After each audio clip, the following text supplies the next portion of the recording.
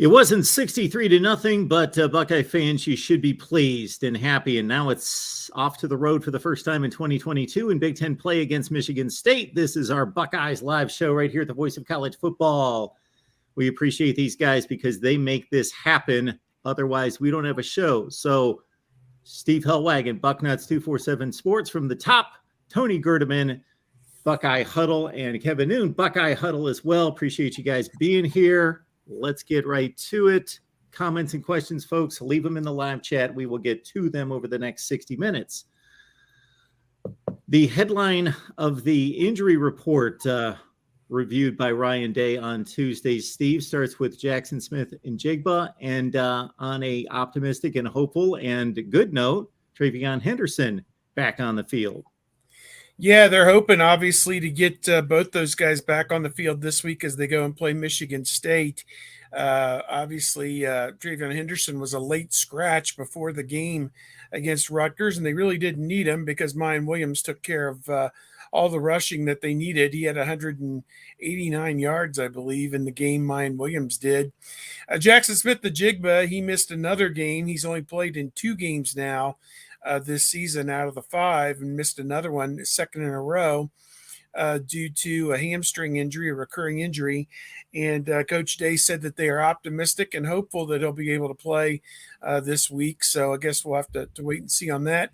Tanner McAllister left the game, a safety, left the game against Rutgers due to an injury, and a freshman, Kai Stokes, filled in for him. Remains to be seen on him. Cameron Brown, the cornerback, he missed his second game in a row due to an injury, and Coach Day said he's burning to get back on the field, and hopeful that he has a good week of work and can play this week at Michigan State. And then Denzel Burke, he came back off of injury this past week after missing the Wisconsin game, played against Rutgers, had a couple bad plays, to be honest with you, gave up a touchdown and another play along the sideline, but he's back on the field. So that, I guess, he's going to play his way through whatever issues he's got. But again, you know, another week you're down 3 or 4 starters, and it really doesn't matter. Buckeyes win a Big Ten game by 39 points, 49-10, and it's on to the next one at Michigan State. I think the interesting thing will be what's going on with Tanner McAllister and Cam Martinez playing the same position, and both were out last week, and that forced Kai Stokes, true freshman, to step in there. Tanner McAllister looked like he took a blow to the head, so he might be dealing with something there. So who knows how quickly he'll be back. And really, we didn't get an update on Cam Martinez to know whether he's going to play or not. And if he can't go, do they keep Kai Stokes there? Do they maybe move Lathan Ransom into that spot? That all remains to be seen. I think I'm still not expecting Jackson Smith-Njigba to play. I know it's great to talk it up and to have Michigan State prepare for him, but I'll be surprised if he's out there. And then, you know, as Steve said, getting Cam Brown back would be good. I don't know how much they need. These guys might be on call for Michigan State, but I think there's going to be a lot of guys that are sitting out. And then after the bye week with Iowa, you're just going to see this wave of Buckeyes being healthy again and getting ready for that game. For you, Jordan Kapler, in your super chat, I can't do it for the whole show, but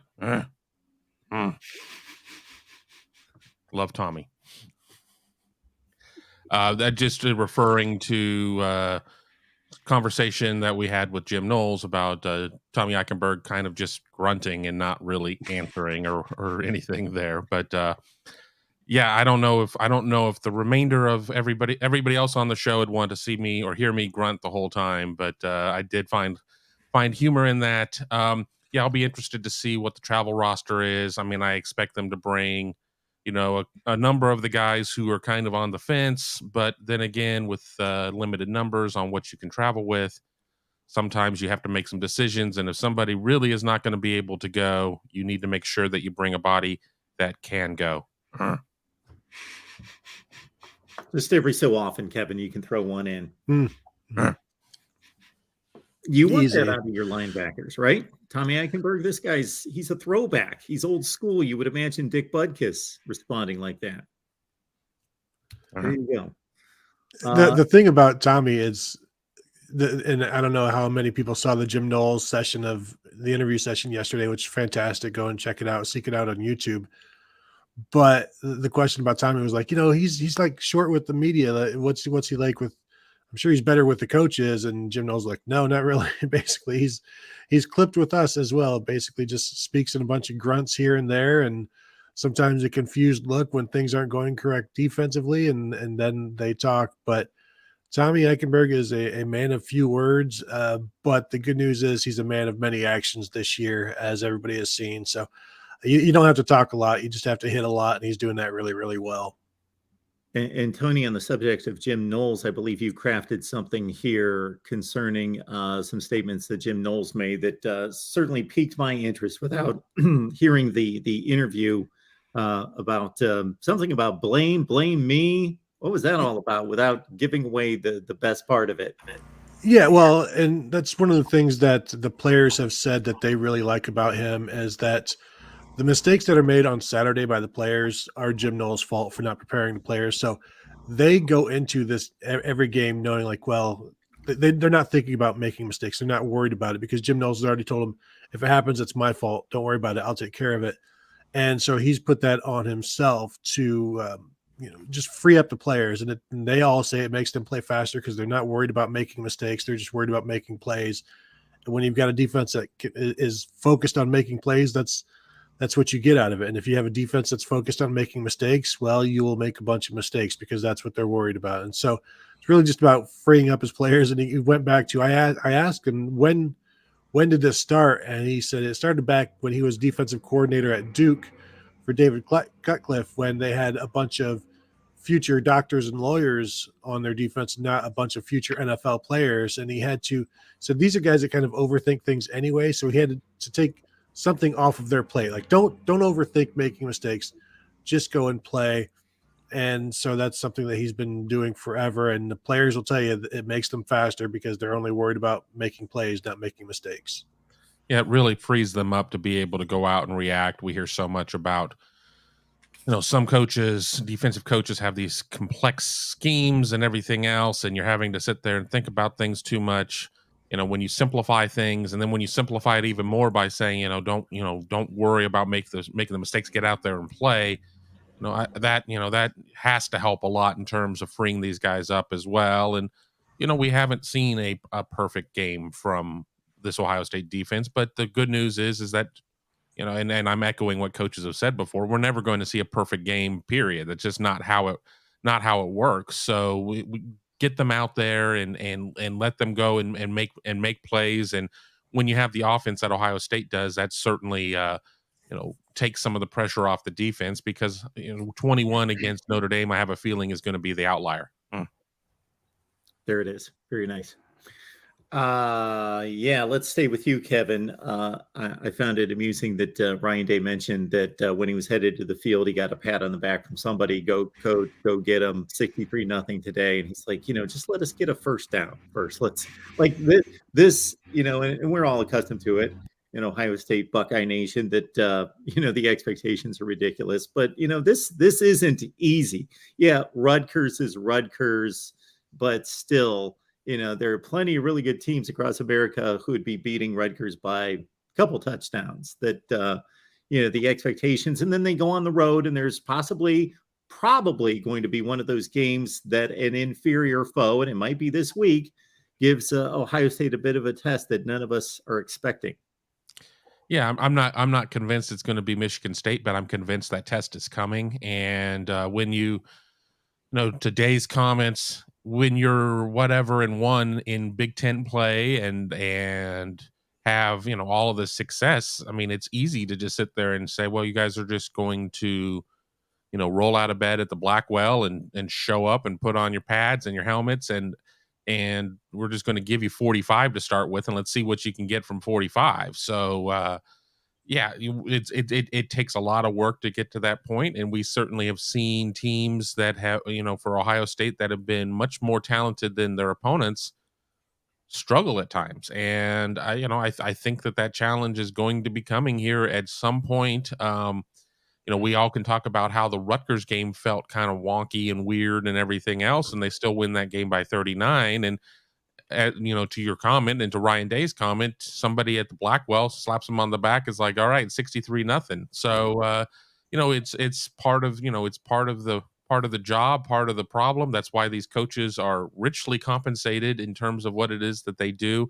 It's why that they age in dog years in terms of how they look, because it's just the amount of stress that's on them. But it is what it is. Steve, we'll hit you up next. Let's get to this fake punt controversy. This is amusing. This is good stuff, Steve. So you can set up the situation for anybody out there. I can't imagine that didn't come across this and see it, or at least read about it. The joke was particularly on me, as these guys know, the fourth quarter, when these games are blowouts, it's usually a leisurely stroll for some of us from the press box over to get set up in the interview room. And that's exactly what I was doing. I left upstairs with like 12, 11 minutes to go in the game. Just enjoying the breeze and walking over and walking up to the room and getting set up. There are 2 flat screen televisions in the interview room. One of them is on the in-house camera that feeds the Jumbotron, and the other is the game broadcast. And I look up on one of them, and Greg Schiano and Ryan Day are like, jawing at one another. And I'm like, what the hell is going on out there? Kind of like that old Vince Lombardi. What's going on out there? And come to find out that on a fourth down, the punter rolled out, and they tried to come from his left side and overran the play, and there was nobody on his right side. And mind you, Ohio State's up 49-10, a 39-point lead at this point, and he just takes off running.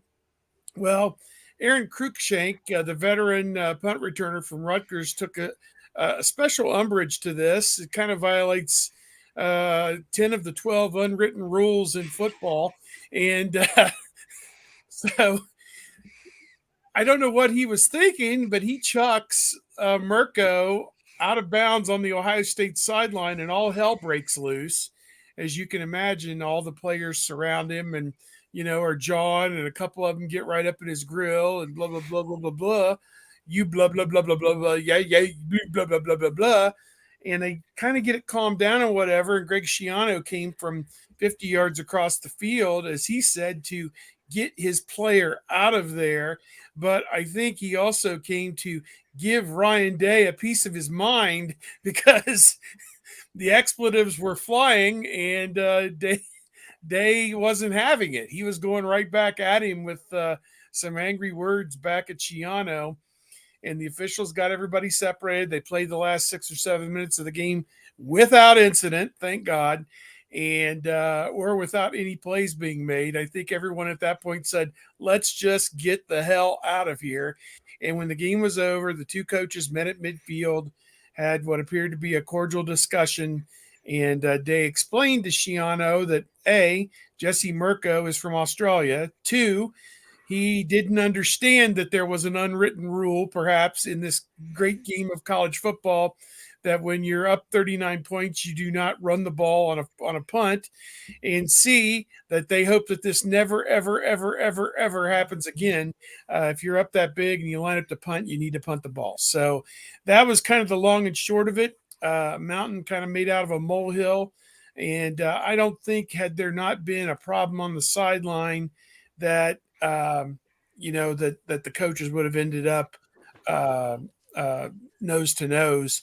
I think that they would have had some words afterward, and it would have been one-sided Schiano today. But I think after the game, Day got his point across that was not intentional, was not called by the coaches, and kind of illustrates again.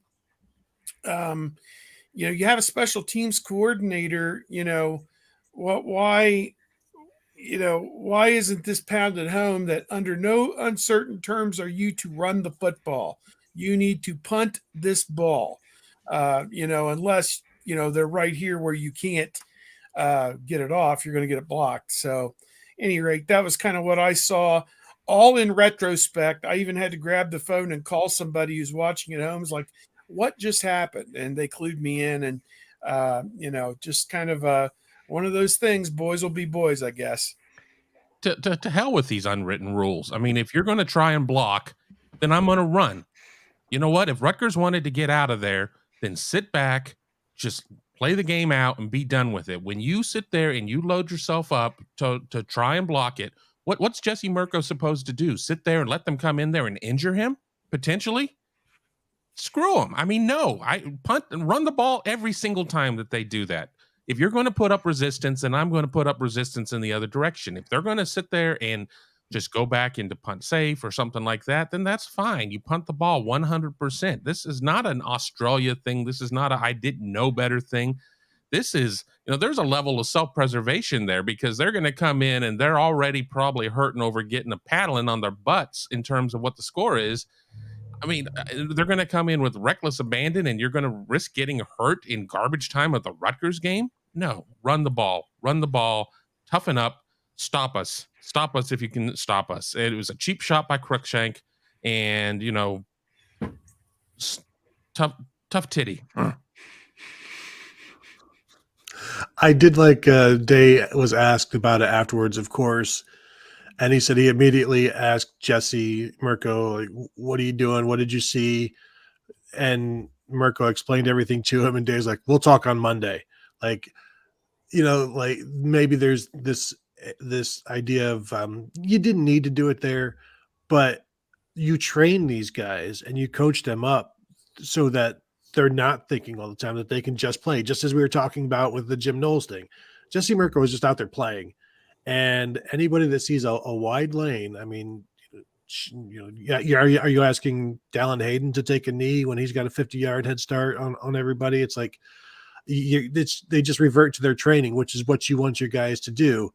And you don't necessarily train them, I don't think, for the instance that Mirko shouldn't have run. Now maybe he has been trained at, in terms of Day saying, you know what, just go ahead and punt, or maybe, I don't know, do you just pick up the first down and take a knee? Like, what is the best course of action there? And because if you punt and you see like all of this room, they're going to question your awareness. And so I think it was Mirko reverting to his training, and I can't have a problem with it, because they're trying to block the punt. And if one team is playing, the other team should get to play too. I'll throw in, honestly, long term, I think it plays to Ohio State's advantage that it worked out that way, because now anybody who watches their tape knows that this punter is perfectly capable of pulling that play off, and it's going to slow down the rush. People are going to have to play punt safe, and could help with coverage as well on the punt. So, long term, I think this is going to work well in Ohio State's advantage, that teams aren't going to come after Mirko, particularly, who would, what rugby punter has ever rolled out to his left side? I don't understand where they thought they were going to get that punt. Had they not seen him punt at all on tape, because he never rolls to his left. That was kind of a goofy one to me. But yeah, I see all sides of it, and understand, what everybody was thinking and where everybody was coming from. And, this was a game that I think if you had put it on the first 3 quarters would probably be enough to put you to sleep. And then, everybody woke up there in the middle of the fourth quarter, finally, when we had a little bit of fight going on out there. So, it got a little interesting for a couple of minutes. I'll just throw in one of my favorite stats of the season so far. As I've tweeted out, Jesse Mirko now has 22 yards rushing, and he has allowed 0 punt return yards on the season. No punt returns allowed for the Buckeyes this year. So just a quirky little number out there. See how long it can hold up. That's pretty good. This is one of the few things in which my mind has been changed in the last, 20, 25 years, because I grew up in a very traditional way from a sports standpoint, that, yes, you respect all these rules. Although I did get pulled off the field and reamed as a high school sophomore because I stole 2 bases in a 19-1 game. Hit a single. We're up 19-1. I didn't know I can steal second easy. Little eager beavery out there, were you, huh, Mark? Figuring, I got grabbed by the shoulder and ripped off the field and just reamed. What did I know? I'm 16 years old. although I'd watch Major League Baseball every day of my life. But anyway, to Kevin's point, well, not exactly to Kevin's point, because he was much more specific to this situation. These are big boys.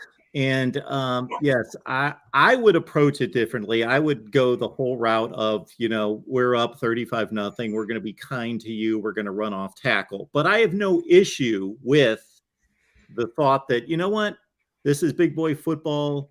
This is the big time. Is it more insulting to know that this team is going to score a zillion points and run it up to 63-0? Or is it more insulting that they don't even respect us to the point that they're going to run off tackle and hold it down to 35-0 and treat us like a bunch of third graders for a full quarter and a half? Which is more insulting? So, we've seen crazy comebacks in college football, and in no way is Rutgers going to come back against Ohio State. We see this among the middling teams typically that don't play a whole lot of defense, and crazy things can happen. But we do see it. So if there's a guarantee from the other team that you're not going to come back from 31 down and beat us, then we'll guarantee that, we'll stop scoring. But, I don't think that goes in both directions. So. All right. Next up, we got a road game at Michigan State, Steve. And Sparty came to Columbus last year. They were supposed to be ready for a challenge. And obviously, we know that turned out to be the biggest rout of the season. And man, this Michigan State football team looks lousy. Yeah. 3 consecutive weeks, they've looked bad. I wrote my first look column on Sunday about this game. And, Mel Tucker was kind of summoned from Colorado to kind of bail Michigan State out of the Mark D'Antonio malaise or mess. And they had a lot of guys transfer out once he got there. They didn't like what they were hearing, the players, because he was actually going to make them work and try, whereas D'Antonio had kind of been on cruise control his last 3 years, I think. He had one good year in there, but the other 2 were terrible. And so they were, I think, 2-5 the first year, but the 2 wins were Northwestern, who won the West, and their rival, Michigan. And so, they go into the next year and, they played really well last year. I think it was 11-2 was the record. They beat the Big Ten champion, again, their rival, Michigan, and the ACC champion, Pittsburgh, in the Peach Bowl. And they had a whole crop of guys who looked like they were going to be, all Big Ten caliber guys. The quarterback, Peyton Thorne, the running back, Kenneth Walker, I think was his name. He's gone now. He left for the NFL. Not to interrupt, Steve, but Michigan State won that game on the field, but Pat Narduzzi told us during ACC kickoff media days that they're better than the Big Ten champion. No doubt. They would win the Big Ten. It was a 10-point game, I think, was the final score in that game. And so Jaden Reed and some other guys. And the issue is that coming into this year, they were ranked 15th to start the season. They were 9th in the poll at the end of last season, 11-2 with a New Year's Six bowl win. They give Mel Tucker a 10-year, $95 million contract, mainly to head off that somebody else might try and pluck him. And even after that, they're like, would Auburn make a play on Mel Tucker? Just whatever. And I'm like, make a play on him. He's got a 10-year, $95 million deal. I'm like, well, Auburn could pay him 10 or 11. Well, fast forward a few weeks, and they start the season ranked 15th. They're 2-0 out of the gate. I think Western Michigan was one of them. Maybe an FCS school was the other one. And, they go out to Washington, and it was just pathetic. I mean, they just got racked around. The final score, I think, was 39-28, but it wasn't even that close, really. And what we've seen in the last 3 weeks, they've since gone on, lost at home to Minnesota 34-7. And then last week they lost at Maryland 27-13. So what we've had is one team that is below that glass ceiling has jumped up and beaten a team above that glass ceiling, with Maryland beating Michigan State just this last week. And what we've seen in these last 3 weeks is that they have given up exactly 500 yards offense in all 3 games. an average of 320 yards passing over those 3 games.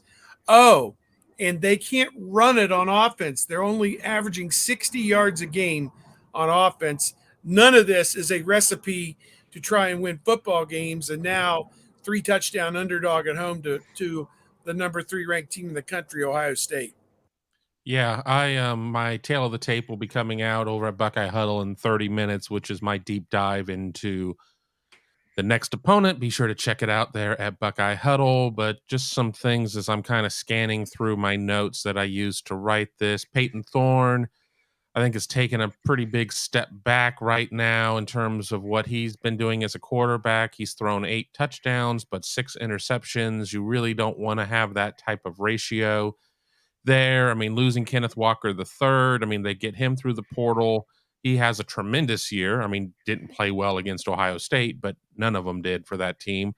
They go out and they get Jalen Berger from Wisconsin. They get Jarek Broussard from Colorado, I believe. Berger has been the more effective runner, but even with that, I mean, he's 59 attempts, 301 yards, 4 touchdowns. I mean, we're looking at, Berger about 5.1 yards per carry, Broussard 4.7. Defensively, they lose, they lose one of their starting linebackers right after the Western Michigan game or during the Western Michigan game. It looks like Xavier Henderson, probably the only bright spot in their secondary. Certainly sounds like he's going to be out, maybe lost for the season. There's just a lot of issues with this Michigan State team.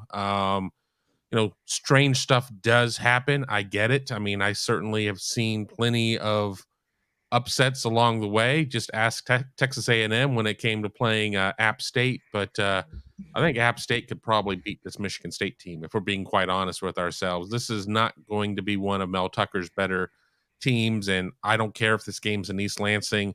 About the only thing that would really concern me is if this game was about 7 weeks from now and there was the potential of inclement weather. It does not appear to be the case for East Lansing this weekend.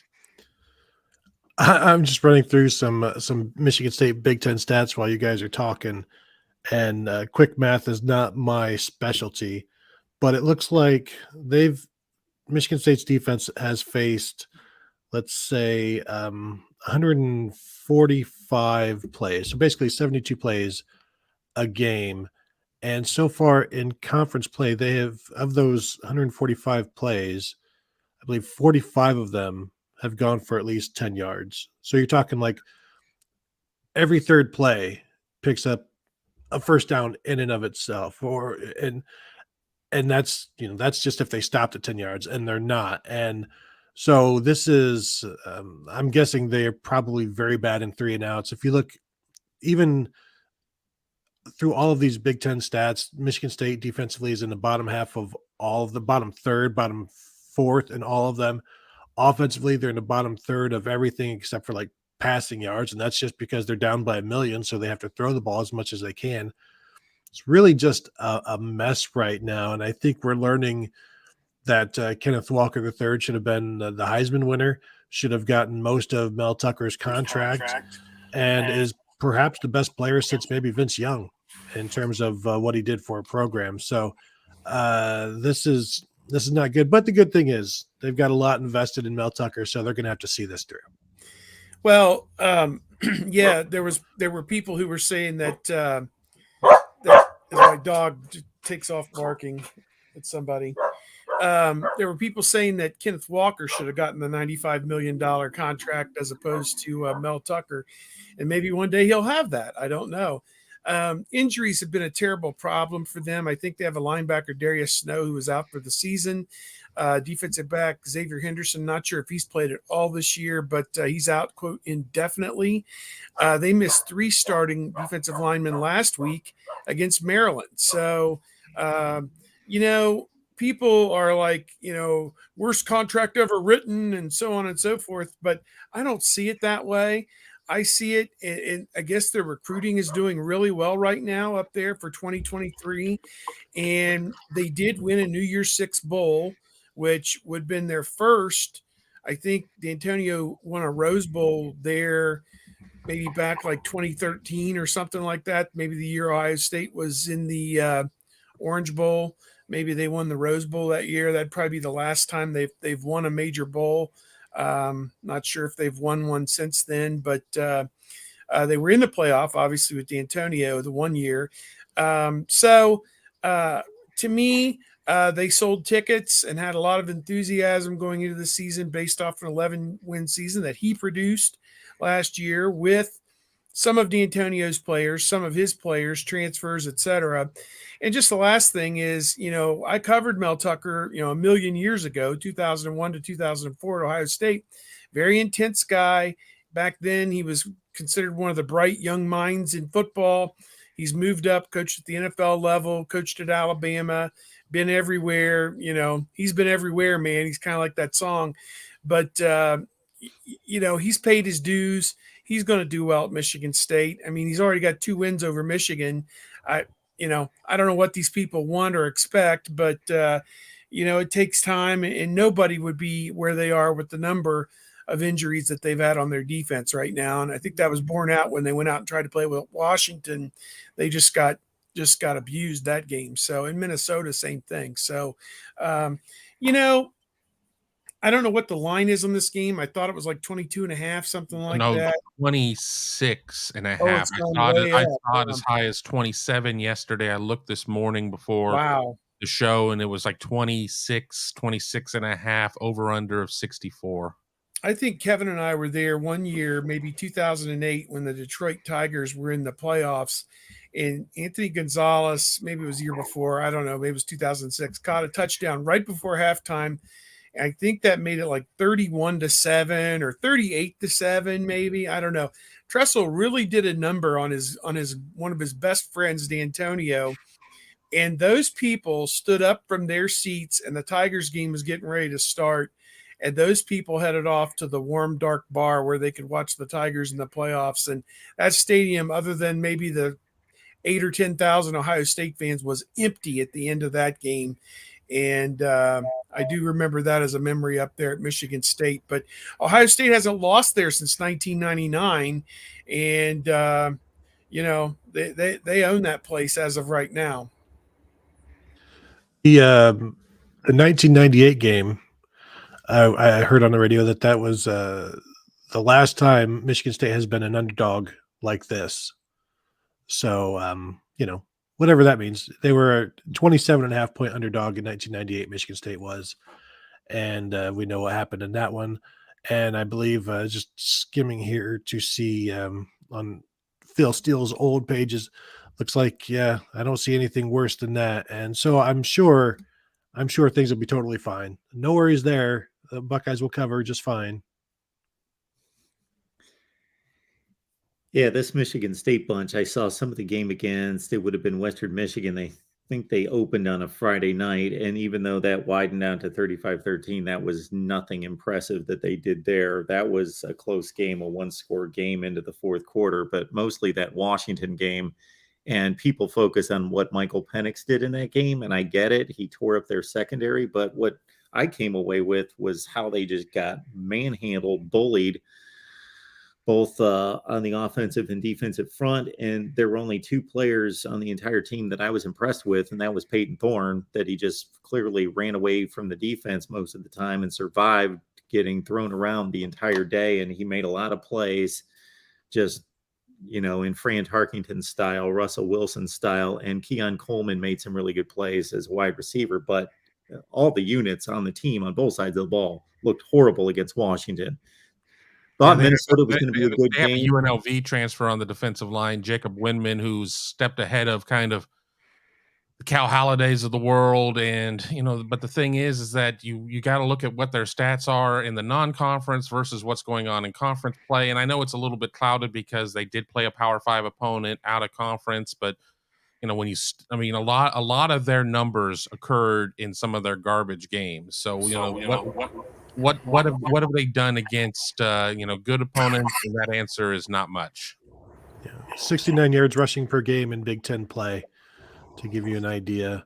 And defensively, it's just as bad. In Big Ten play, they're giving up 200 yards rushing a game. That's losing football against everybody. I mean, you give up 200 yards rushing to Northwestern, you're never going to see the ball. 200 yards rushing to Illinois, and I mean, when Ohio State right now is feeling its oats running the ball and is like, well, if you're going to try and slow down our passing game, we'll just run it. We're happy doing that. Michigan State pass defense, I don't know that it's good enough to try to we'll just play cover 2 and hang back and try to force you to dink and dunk. Ohio State running the ball, they're patient enough to be successful with that, but I don't know that Michigan State is good enough to just force underneath stuff because they're really, really bad in the secondary right now.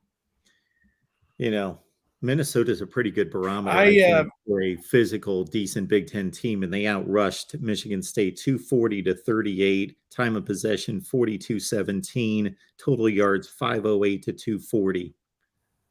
Yeah, that's what Minnesota beat them there 34-7. So what do we think Ohio State could do? Maybe like 49-10 again, or I don't know. It could get ugly, but yeah, I don't know. I'm tossing this one back and forth in my head and just trying to figure out, how bad is it possibly going to get. Ohio State just needs to go out and play their game. Their defense is starting to come into its own.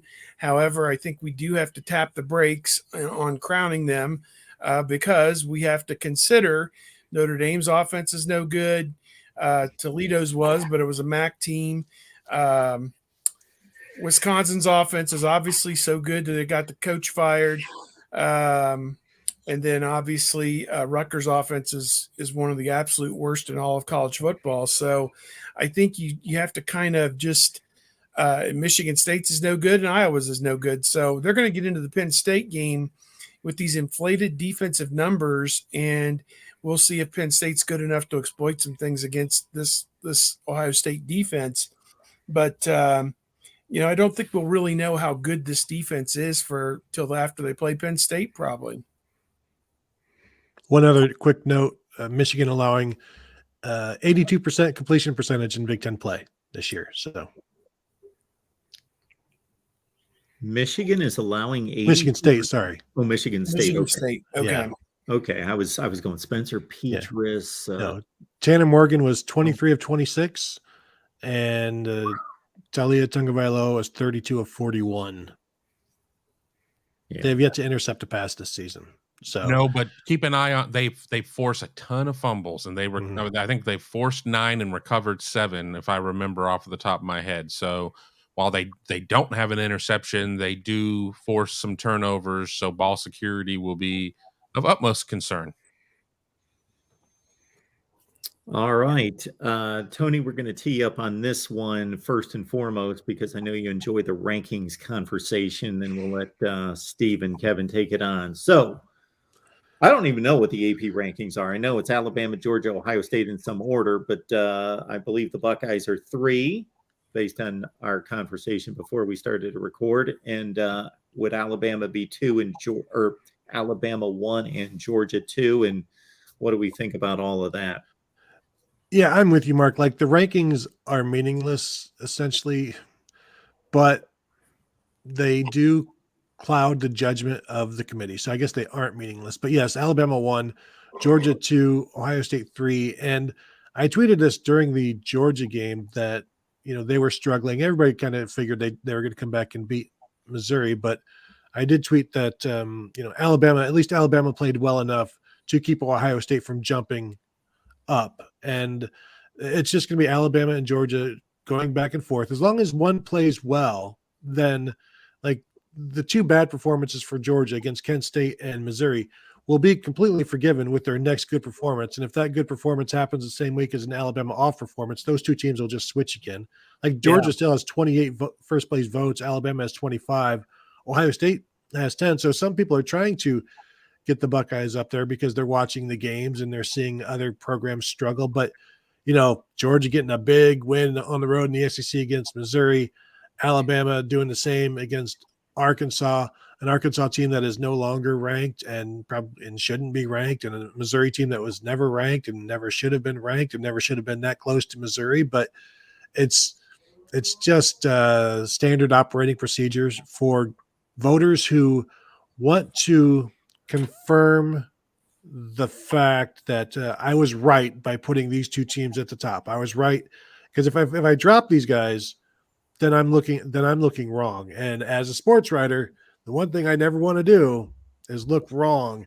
And so if I can make myself look right by keeping a team placed where I think they think they should be, rather than where they have earned, then I'm going to do that, because that makes me look better, which is the most important thing for many sports writers. I am not by trait a fake ass Buckeye. I have Ohio State number 1 in my football writers Super 16 poll ballot. And the main reason for that is because I believe Ohio State has the single best unit in all of college football with its offense. There's not a better offense in college football than Ohio State, and nobody's defense is as good as Ohio State's offense is. So that's why I have Ohio State number 1.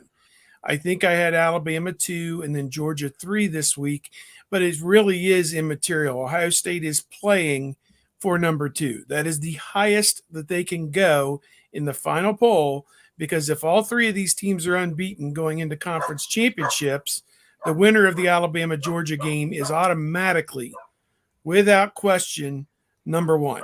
And that's how it's just going to go. When 12-0 beats 12-0, 13-0 is number 1, and Ohio State's just going to have to accept being the 2 seed, probably play their playoff game out in Arizona. You wouldn't want to play, even if you were the top seed, you wouldn't want to play your playoff game in Atlanta against Alabama, Georgia, or Clemson. You would be the visiting team in all 3 of those scenarios. So really, you get them on home turf out in Phoenix, Arizona, where you've drawn big crowds in the past, and Ohio empties out to go out to Arizona to go watch that game. That'll be a much better setup, I think, for Ohio State. So I know we've jumped 8 games ahead of put the cart in front of the horse here, but that's the long and short of it. And everything that happens, Missouri having a third quarter lead over Georgia, Alabama struggling, tied with Arkansas or whatever that ended up after they were at 28-7 or within 1 touchdown or whatever. Those are just the little twists and turns that are going to happen as we all get to the result we know is going to happen in December. So, just enjoy the weekly whatever, and just know that in December it's all going to come out in the wash. Well, when Ohio State picked up 6 first place votes from the last week to the current week, so maybe if either Georgia or Alabama keep stubbing their toe a little bit and have close games, maybe they can close the gap. But when it's all said and done, these human polls are largely irrelevant. But to agree with Tony, there is somewhat of nobody's walking into that room in Grapevine, Texas, and completely divorced of knowing what the human polls are going to say. And there's always going to be some biases and things that are in play there. To Steve's point, even if Ohio State finishes as the number 1 team, and we're skipping a lot of weeks here, Ohio State, unless somehow it's USC, Ohio State is going to go out to Arizona. You don't necessarily get to go and pick and say, this is the city we want, but there is some sort of advantage given to the number 1 team where they get, where you're not going to disadvantage them, and they would be disadvantaged playing in Atlanta against the teams that Steve mentioned, Alabama, Georgia, Clemson, et cetera, et cetera, et cetera. Ohio State would be disadvantaged going to Arizona to play USC. Ohio State has to win its games. That's what it ultimately comes down to.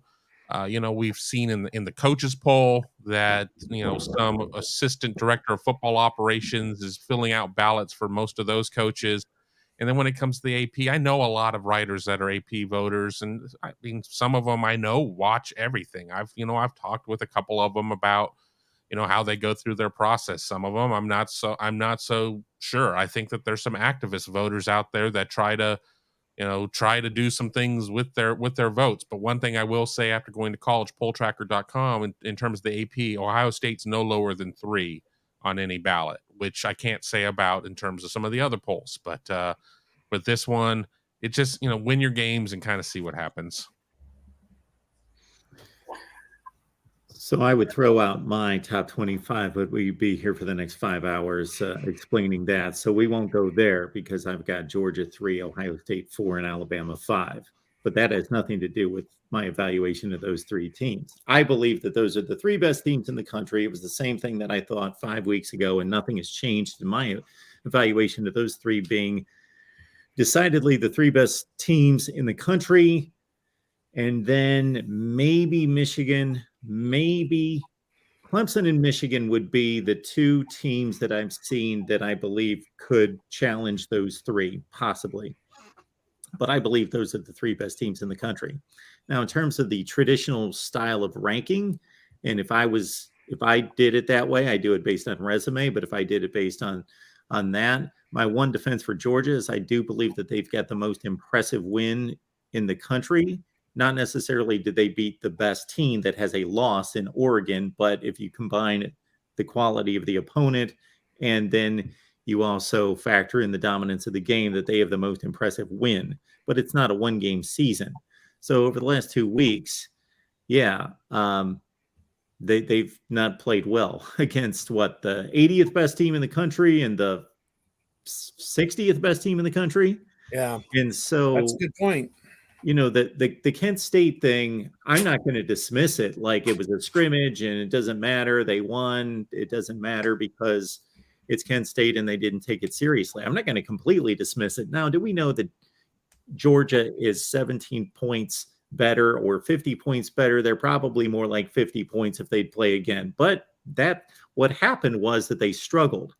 And then I watched the second half of this Missouri game because that game was completely off my radar until it started to unfold in the third quarter. And I thought, I'm going to watch this game.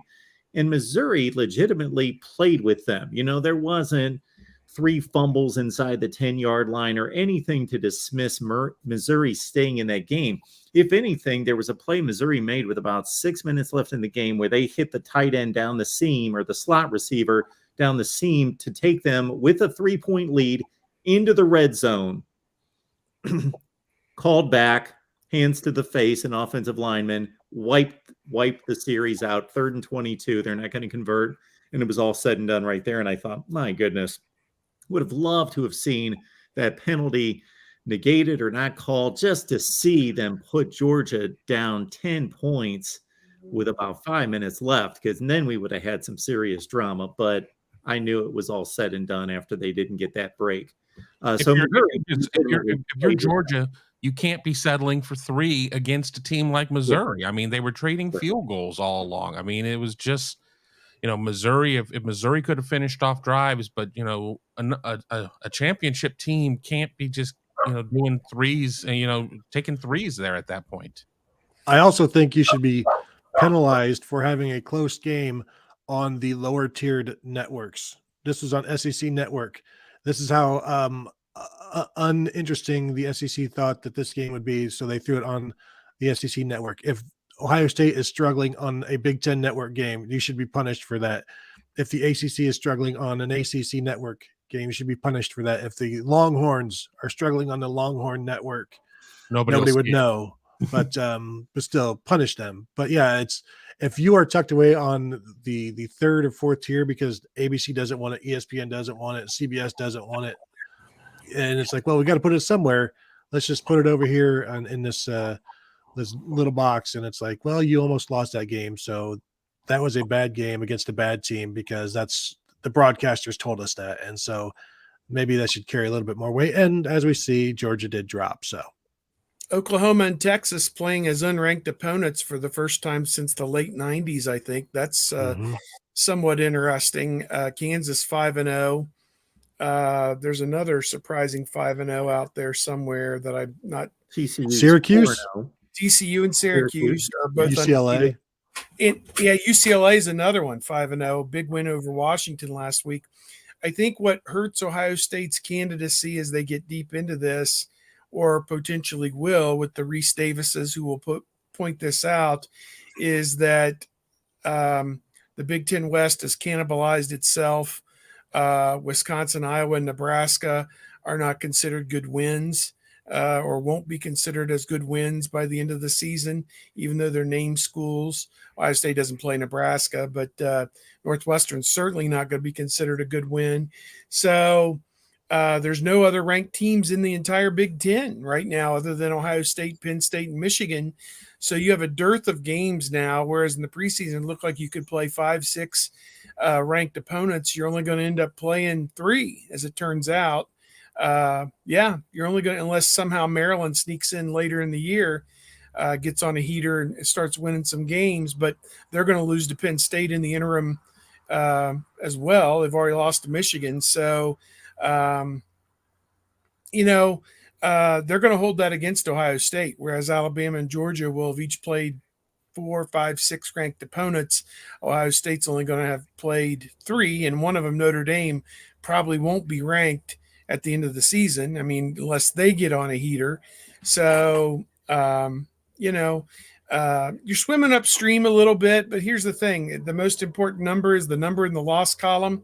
As long as that comes back as a 0, Ohio State can't be any less than number 2. And that's just fine. You'll be wearing the scarlet uniforms out there at the House of Horrors, Cardinals, University of Phoenix, whatever they're calling it this week's stadium. So there you go. Well, we would never see the committee sit there and sneak a team back into the top 25 the last week or second to last week. That's never happened before. Oh, Utah State. But it for Alabama, but never for a Big 7-5 Utah State. I mean, it's just. Well, and the thing is, Ohio State will be playing like a 23rd ranked Illinois in the Big Ten championship game, and of course, if they beat them, then Illinois is no longer ranked. But yeah, the committee always has a way of just keeping. There's a floor for an Arkansas or a Texas A&M. Well, they'll just be that from 19 to 25 is going to have like 4 SEC teams in the final rankings, and throughout the entire committee rankings, that's just how it always is. 4, 7, and 5 SEC teams. Yeah, Ohio State cannot win in the Big Ten championship game the way things are shaping up. It's going to be obviously an opponent that's not given much respect, and maybe they wouldn't have earned much respect at that point because of the non-conference results. But yeah, if Ohio State blitzes them 52-10, then they were awful. If Ohio State struggles and beats them 31-24, well, Ohio State's no good because they can barely beat. They have to win like just right, like make it respectable, but kind of dominate the game, win by 14-17. That probably gives them the best window of, okay, that other team might be pretty good, but Ohio State controlled the game, kind of like they have little margin for error in that situation against a 23rd ranked Illinois, which is fascinating to me. Brett Bielema going up against Iowa this weekend. But so while we're there, I want curious to get your quick look at the Big Ten West. So my dream scenario is, there's like a 4-way tie at 5-4 for the division championship kind of thing. I like crazy things like that. It looked like Minnesota was the best team heading into last weekend, the most complete team, albeit against bad opponents, but they did, again, I will include Michigan State now into the bad opponent category. So nothing but bad opponents, but complete dominance over all these teams. Then they play an injured Aiden O'Connell, who doesn't throw for 200 yards, doesn't throw a touchdown pass, throws 2 picks. If you give me that line on Aiden O'Connell, I'm thinking they got no chance in Minnesota. Even though I picked the upset, I was thinking he would have to go off. They lose to Purdue, and now what looked like the best team in the division has lost already. Purdue's already lost a conference. Everybody's lost a conference game pretty much. And Wisconsin was supposed to be the favorite, and they don't even have their coach. Where do we go? Tony, we'll start with you. Well, I think what we're seeing is every time you find a favorite in the Big Ten West, they lose. Like Minnesota became the darling and they lost a game they shouldn't have lost. That means I think that means Illinois is going to lose at home to Iowa this week. And people are jumping on the Illinois bandwagon. And now here comes Iowa to just ruin things. It is a mess. And I don't even know if the Big Ten has a tiebreaker intricate enough to handle what may end up happening in this one. It's going to be just every week. You're going to see new teams up there, and it'll be 2-2, then there'll be 3-3, and there'll be 4-4, and then it's like, well, this last week, all hell is going to break loose, and we have no idea what it's going to look like. I can tell you this: if you had a tie-break situation where it's Penn State, Michigan, Ohio State all splitting their games 1-1 against each other, and they beat everybody else, believe it or not, it comes down. This is crazy. It comes down to the records of the 3 crossover opponents that you played. That is the honest to God's truth. If you played a higher caliber of crossover opponents than the other 2 schools, then you get to go to Indianapolis. That is how it comes down. And in what you guys are talking about, a 3 or 4-way tie, if one team beats everybody else, obviously they would get the spot. But there's so early in the season, so many different scenarios, but nothing above what I just told you would separate those teams in that scenario. If they were all 11-1 overall, 1-1 against one another, and 8-1 in conference play. Otherwise, what would that be? 5-1 in the division. I mean, there's just nothing to separate down to the records of the teams you played in the West. Honest to God. So playing in Northwestern, who's going to end up 2 and whatever is going to kill you, in that scenario, because if the other ones just play 3 teams that won 6 games each or something, then they get to go. So yeah, it's an ugly thing. Moral of the story, don't leave yourself open to chance with a tiebreaker, because you're not in, if you don't win all your games, you haven't guaranteed yourself that you're in. Talking about, the West, and if they come down to some sort of tiebreaker or whatever, I think that what is the number of conference losses that you have to have for just to be a DQ? That there's not going to be a West. We will send the East representative to Indianapolis so they can get their ceremonial St. Elmo steak and get yelled at by the Big Ten video team about where they're shooting video and where they're not shooting video. But nobody's going to want to watch a 6-3 in conference team out of the West. I know a lot of people have jumped off of the Minnesota bandwagon, but let's not forget that Minnesota was without Mo Ibrahim in that game, and I think they were without one of their top receivers as well. So, it's really easy to kind of jump away from them. I still think that if you really kind of look at the teams, and I haven't looked at the schedules, but I think Minnesota is still the team, even with who has tie breaks and everything else. But I don't know. I just, there's not going to be a lot of excitement going into the Big Ten championship game if this is the trend we're going to continue to see out of the Big Ten West, because this is just shaping up to be a real ugly one. Well, the only excitement would be if it's Minnesota, Purdue, or Illinois making their first appearance. Then those fan bases might be energized to at least show up. But I don't think you'd say that any of them are within 17 points of whoever comes out of the East, whoever survives the East. So theoretically, we figure it's going to be Ohio State. But yeah, I would agree with Kevin. I think Minnesota still has the best roster, I suppose, and maybe the best chance if Ibrahim is healthy and able to play the balance of the games. Altman Bell is done for the year. He's not coming back, which is unfortunate.